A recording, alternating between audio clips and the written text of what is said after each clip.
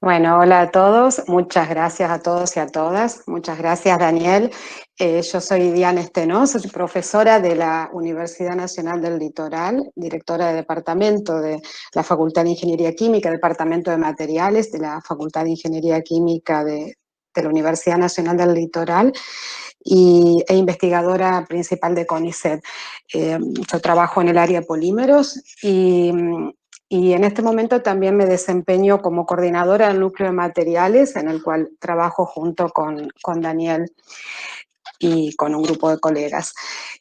Para mí es un gusto acompañarlos en este evento, que me parece que es un evento muy interesante para todos los estudiantes y para todos los profes.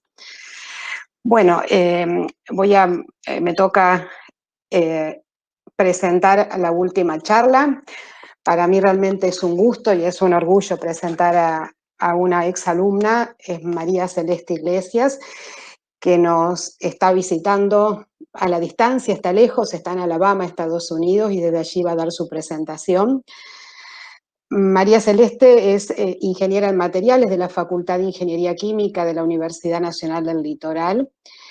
Ella egresó en el año 2016, en el 2015 hizo su práctica final en Finlandia, en la empresa Technical Research Center BTT de Finlandia. Allí trabajó en el estudio del procesamiento a escala piloto de la nanocelulosa. Desde el año 2017, María Celeste se encuentra realizando su doctorado en Estados Unidos, en la Universidad de Auburn, en Alabama. Ella además ha obtenido su maestría en dicha universidad y ha realizado una estancia en la Universidad de Maribor, Eslovenia. El doctorado actualmente lo está haciendo bajo la supervisión de la doctora María Soledad Perecín. Ella, María Soledad, también es argentina, egresada de nuestra universidad. Y la investigación que está desarrollando Celeste se enfoca en las interacciones en la interfaz entre nanocelulosa y distintos materiales, según sea la aplicación requerida. Adicionalmente, su trabajo está enfocado en las propiedades intrínsecas de la nanocelulosa, puntualmente en el estudio de la reología. La charla de hoy de Celeste se titula Desde el árbol hasta la nanocelulosa, procesamiento, propiedades y aplicaciones. Gracias, Celeste.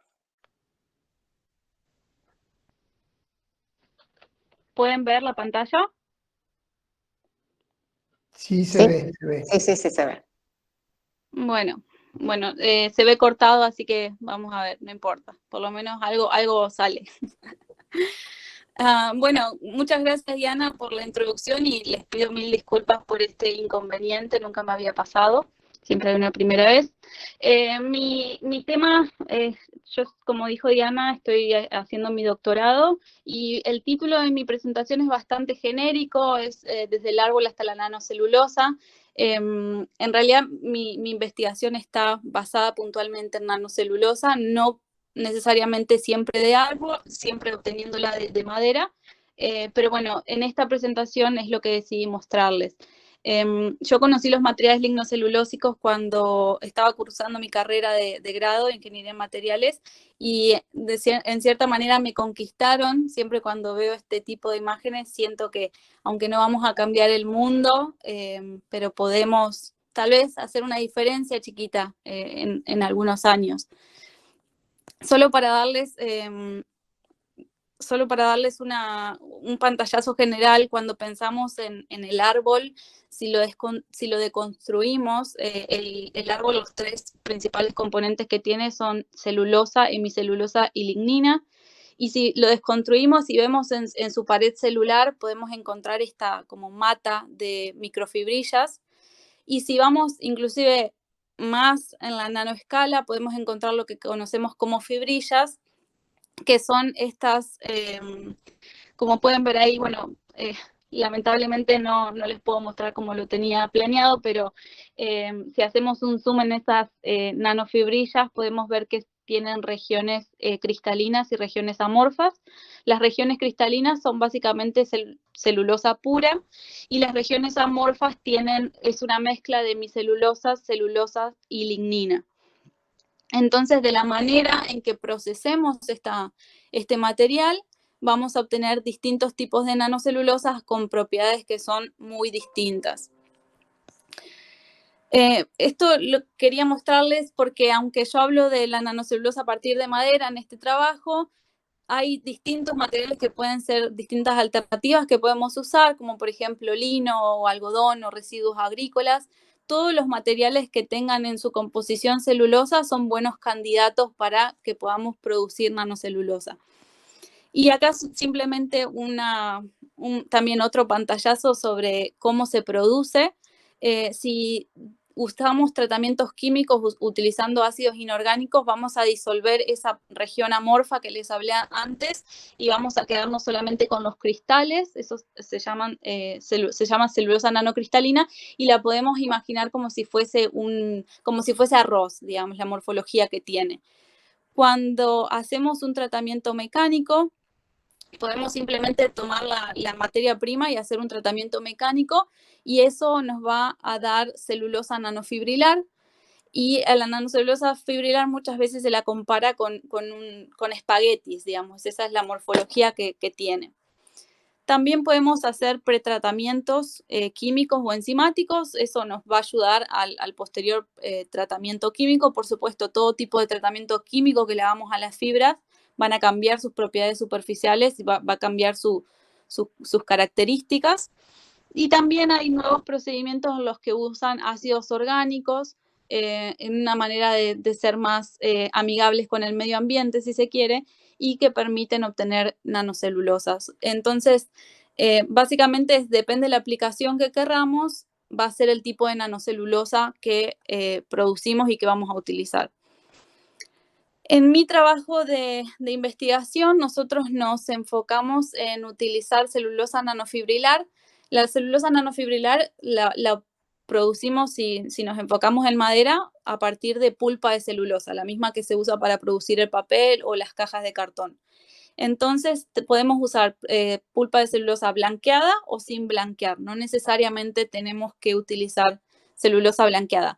El tema es que hemos visto con el paso de los años que en la literatura en general la gente se enfoca mucho en hacer investigación utilizando nanocelulosa blanqueada, quiere decir a partir de pulpa de celulosa blanqueada.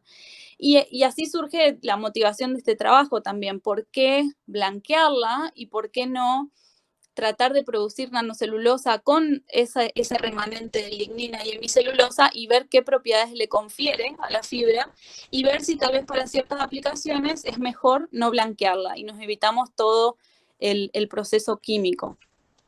De hecho, esa es la motivación. Si podemos reducir el consumo de químicos posteriores del blanqueo, también vamos a impactar en los costos. También podemos reducir el rendimiento del proceso y las propiedades de la fibra. Y podemos tomar ventaja de esas propiedades adicionales que van a estar conferidas por la presencia de lignina residual y de hemicelulosa. Mi trabajo de doctorado es más amplio. Yo uso distintos tipos de materias primas, uso mucho soja, madera u otros residuos, y la idea principal es que producimos nanocelulosas con distintas composiciones químicas y las caracterizamos. ¿Y por qué es importante caracterizar las nanocelulosas? Porque si teniendo claramente las propiedades van a variar, depende de la materia prima, la nanocelulosa va a ser distinta. Y si podemos caracterizarla y podemos conocer sus propiedades y sus estructuras, tal vez eso nos ayuda a predecir la performance de esas nanocelulosas en distintas aplicaciones que le querramos dar. La nanocelulosa hoy en día se utiliza para muchas cosas, como aerogeles, pinturas, también para estructuras 3D. Mucha celulosa nanocristalina se utiliza para reemplazos de piel, para implantes biomédicos, y la celulosa nanofibrilar está siendo muy observada en todo lo que es packaging, justamente por todos los residuos que tenemos de packaging que necesitamos encontrar alternativas a lo que son los polímeros sintéticos.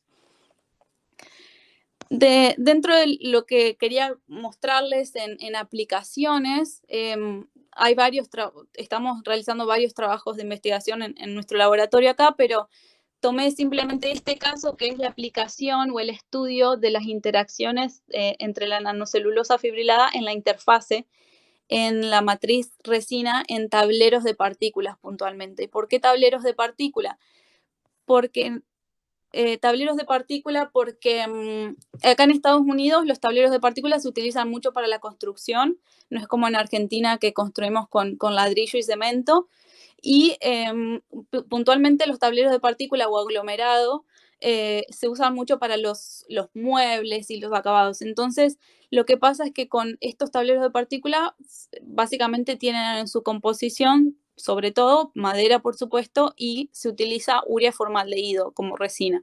Se utiliza esta resina porque es relativamente barata comparado con otras resinas y tiene buena performance. Entonces es el candidato ideal. El problema es que se comprobó que con el paso del tiempo estas resinas liberan formaldehído y eso es muy tóxico para los humanos. Esta es la motivación detrás del proyecto, entonces lo que decidimos es que queremos reemplazar cierta cantidad del adhesivo con nanocelulosa y ver cómo afecta nuestra nanocelulosa a las propiedades de los tableros. Empezamos a partir de madera, tenemos los chips, producimos utilizando un proceso Craft, el más común o el más utilizado, obtenemos pulpas de celulosa y en este caso, para este trabajo, producimos dos. Una, que la blanqueamos porque en realidad queremos saber cómo nuestra lignina residual y hemicelulosas afectan las propiedades de los tableros. Entonces usamos una nanocelulosa blanqueada y una sin blanquear. Lo que hacemos es que tomamos la pulpa de celulosa, preparamos una solución en agua al 2% de consistencia, es prácticamente todo agua, y pasamos esta solución a través del Mazuco, que es el equipo que están viendo en la foto. La pasamos determinada cantidad de veces dependiendo qué es lo que queremos conseguir. Lo que obtenemos es una suspensión coloidal, como las que pueden ver en la foto, es un gel súper consistente y que en general, digamos, aunque sea blanqueado o sin blanquear, digamos, la consistencia es la misma. Luego, bueno, no sé, creo que ahí yo desde mi teléfono no veo los gráficos, no sé si ustedes los pueden ver. El que estás mostrando ahora que dice densidad de carga y potencial Sí. Z, yo no lo veo por lo No, menos. no se ven los gráficos, ¿no? Ese bueno. esa solo, el resto sí, se venía viendo.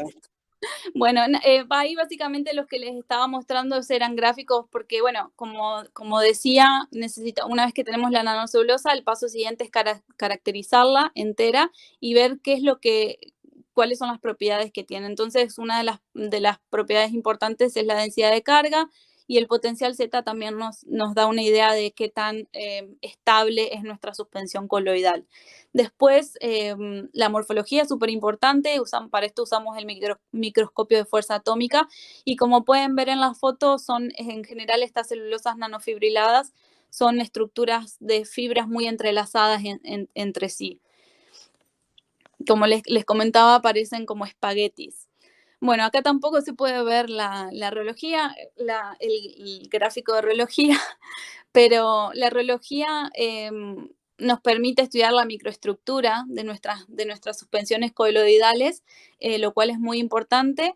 Y en este caso, cuando comparamos entre las dos nanocelulosas, obtuvimos que las dos presentan un shear thinning behavior, que significa que a medida que aumentamos la deformación de las muestras, la viscosidad decrece, lo cual es bueno porque en los tableros de partícula, cuando pensamos en que vamos a hacer spray, en general lo que se hace en los tableros de partícula es que se prepara la solución con el adhesivo y los químicos que se necesiten y eso se hace un spray en las partículas. Entonces, cuando pensamos en ese proceso, el hecho de que nuestras nanocelulosas a altas deformaciones tengan una viscosidad menor es muy positivo. A su vez, esta es la técnica más importante de la que les quería contar, en la cual es la que utilizamos para estudiar las interacciones en la interfase. Esta técnica se llama QCMD. Es una técnica que permite medir interacciones que ocurren en la interfase en tiempo real. Los sensores, como pueden ver a la izquierda, son sensores recubiertos en oro, son materiales piezoeléctricos, lo que permite que oscilen cuando hay una absorción de masa en su superficie. Bueno, acá no lamentablemente nada de los gráficos que cómo los tenía armados no los pueden ver. Básicamente esta técnica nos devuelve, una vez que estudiamos las interacciones, lo que hacemos es que tenemos gráficas donde podemos ver los cambios de frecuencia y los cambios de disipación. Entonces, con los cambios de frecuencia, podemos saber cuánta masa es absorbida en nuestra superficie. Lo que nosotros hicimos, acá tampoco se puede ver la gráfica, pero lo que mostraba aquí es, al principio tenemos el sensor, que nosotros en este tipo de estudio lo que hicimos fue que recubrimos nuestro sensor con nanocelulosa, lo pusimos adentro del equipo y lo que hacemos es que hacemos pasar primero agua porque queremos que la superficie se estabilice. Luego preparamos una solución que tiene el adhesivo, tratamos de representar exactamente lo mismo que se hace en la industria. Entonces hacemos fluir esa solución y vemos cómo se absorbe en la superficie que teníamos de nanocelulosa. En este caso vemos que siempre vemos la absorción se ve traducida en en disminuciones de frecuencia. Y luego lo que hacemos es que lavamos el sistema con agua, hacemos pasar agua a través de la cámara, porque queremos limpiar todo el exceso de material que no esté realmente absorbido en la superficie. Bueno, lo que hicimos fue que esos estudios los hicimos con nuestros dos tipos de nanocelulosa, con la blanqueada y con la sin blanquear, y básicamente observamos que hay una absorción irreversible del adhesivo en las superficies de nanocelulosa, pero observamos que la nanocelulosa con lignina, que es la que producimos a partir de pulpa sin blanquear, presentaba una mayor masa absorbida. Entonces eso nos da un indicativo de que probablemente cuando fabriquemos tableros de partícula y usemos estos dos tipos de nanocelulosa, a priori los tableros de partículas fabricados con esta nanocelulosa sin blanquear debería presentar mejores propiedades porque las interacciones son mayores. Corroboramos el tema de las interacciones midiendo la energía libre superficial. Para esto usamos mediciones de ángulo de contacto. Se utilizan 3 distintos líquidos con distintas polaridades en las cuales se miden sobre la superficie los ángulos de contacto y luego se calcula la energía libre superficial. Como pueden ver en la siguiente tabla, lo primero que hicimos fue una superficie solamente de urea formaldehído, de nuestra resina, y medimos su energía libre superficial. Y luego tomamos una superficie de la resina y la recubrimos con nanocelulosa. Entonces observamos cómo la adición de nanocelulosa afectaba la energía libre superficial del adhesivo. Lo que observamos es que decrece, la energía superficial de la resina decrece cuando le agregamos nanocelulosa, y esto es muy positivo porque esto nos estaría indicando que la capacidad de los tableros de recibir agua va a ser menor. Y lo que vemos acá también es que en la nanocelulosa con lignina, que es la que está denominada LCNF, presenta inclusive la menor energía superficial. Entonces también acá podríamos decir o podríamos esperar que nuestros tableros con la nanocelulosa sin blanquear presenten las mejores propiedades. Pero bueno, una vez que tenemos caracterizado todo eso, decidimos hacer los tableros. Producimos los tableros producimos tableros que contenían urea formaldehído totalmente, que esa sería nuestra referencia, y también producimos tableros que reemplazamos 1% de adhesivo usando nanocelulosa blanqueada o sin blanquear. Entonces teníamos 3 sets de tableros y medimos ciertas características que son comúnmente medidas en los tableros de partícula. Como pueden ver en las tablas, no voy a ir mucho en detalle aquí, pero básicamente observamos que los tableros en los cuales nosotros adicionamos la nanocelulosa con lignina, las propiedades mejoraron mucho. Corroboramos que la absorción de agua fue menor respecto del tablero que no tiene nanocelulosa, y a su vez corroboramos que la utilización de nanocelulosa sin blanquear nos da mejores propiedades respecto de la absorción de agua, o sea que se vuelve más hidrofóbico, lo cual era esperado, y a su vez en las propiedades mecánicas también observamos un buen incremento de las propiedades mecánicas, y esto también lo podemos relacionar un poco con la densidad de carga, que bueno, no les pude mostrar el gráfico, pero la nanocelulosa con lignina presenta una mayor densidad de carga, y esto se debe a los grupos químicos que tiene la lignina, que está beneficiando estas interacciones. Lo mismo con el internal bonding, se le aplica cierta fuerza al tablero y se ve cómo se delamina. Entonces la lignina favorece eso, favorece la no delaminación, y actúa también en cierta manera como un adhesivo en los tableros de partícula. Entonces, como conclusiones, ya hablé de casi todas las conclusiones en general, pero creo que la más importante que sacamos a partir de este trabajo es que la utilización de nanocelulosa sin blanquear no necesariamente es mala, porque lo que vemos en la literatura es que la gente no la usa. El problema es que presenta mucha variabilidad, o sea, la lignina no está bien caracterizada todavía, no está bien entendida como su estructura química, entonces es muy compleja. Sin embargo, cuando pensamos en las aplicaciones, tenemos que pensar también que tal vez hay ciertas aplicaciones en las que la lignina es beneficiosa. Por ejemplo, si vamos a hacer, no sé, reemplazos de piel, no, tal vez en ese caso necesitamos una nanocelulosa que sea muy pura, una calidad muy controlada. Pero en productos como tableros de partícula o como paneles de madera, la lignina nos muestra que es beneficiosa. Esa es básicamente la conclusión de este trabajo.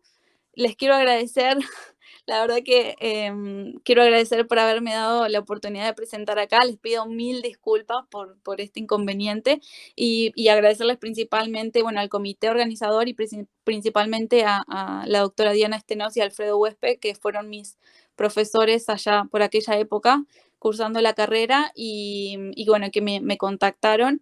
Y por supuesto a mi profesora y a las instituciones que hacen posible este trabajo de investigación. Bueno, y si tienen alguna pregunta. Bueno, gracias Gracias. Celeste por haber participado. Muy interesante tu charla, pese a los inconvenientes técnicos y a que lamentablemente no pudimos ver algunos gráficos, pero de todos modos se entendió bien lo que estabas presentando, así que muy interesante. Bueno, muchas gracias por participar. No. Bueno, no sé si hay alguien quiere hacer alguna pregunta a Celeste. Yo te voy a hacer una preguntita, Celeste, que no me Sí. quedó claro. No me quedó claro. ¿Ustedes lo que están buscando es un reemplazo parcial de la resina por nanocelulosa? Claro, reemplazamos un 1%, o sea, demostramos que reemplazando un 1% de la resina mejoramos las propiedades, pero a su vez también es la idea de usar la nanocelulosa sin blanquear. Esa es la otra motivación del trabajo. Y ¿estudiaron distintos reemplazos? ¿Por qué el 1%? Estudiamos el 1% porque en realidad, basado en la literatura, los reemplazos son muy poquitos, porque pensá que cuando la nanocelulosa está al 2% de contenido de sólido. Entonces lo que estás agregando, aunque agregues 1%, pero estás agregando prácticamente agua. Estás agregando mucha agua, entonces o sea, se ha investigado, digamos, hay trabajos que agregan más del 5%, pero que tienen delaminación. Claro. Entonces ese es como digamos, lo negativo de todo esto. Es interesante que estudien la parte química, lo que está pasando, porque la lignina puede actuar como un resol, ¿viste? O sea, puede actuar después produciendo reacciones químicas y con el formaldehído y demás, que es interesante, que por eso puede ser que refuerce, además de la hidrofobicidad que le otorga, ¿no? Sí, pasa que es súper complejo, porque la lignina como tal en el árbol cambia cuando uno ya hace el proceso de pulpado, por ejemplo. Claro. Entonces Ya inclusive hay gente o sea, desarrollando las estructuras de la lignina después de, no sé, de un pulpado Kraft, pero todavía no se tiene como 100% de seguridad que son esas las estructuras. Entonces es muy difícil predecir bajo esa incertidumbre. Gracias.